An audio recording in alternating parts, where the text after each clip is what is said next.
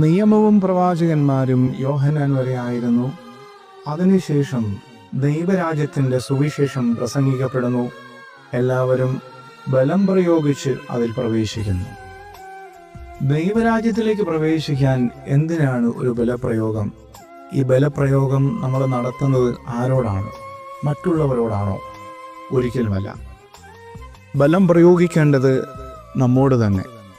നമ്മുടെ ആഗ്രഹങ്ങളോട്, നമ്മുടെ ശരീരത്തിൻ്റെ ഇച്ഛകളോട്, കോപിക്കുന്ന ശീലത്തോട്, ആസക്തികളോട്, ഇങ്ങനെ പലതിനോടുമുള്ള ബലപ്രയോഗം, നാം നമ്മോട് തന്നെ നടത്തുന്ന ബലപ്രയോഗം.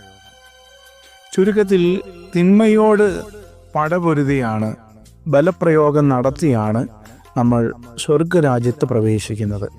മറ്റുള്ളവരോടല്ല, നമ്മോട് തന്നെ ബലപ്രയോഗം നടത്താനുള്ള പരിശ്രമം നമ്മുടെ ഭാഗത്തു നിന്നും ഉണ്ടാകട്ടെ. ആമേൻ.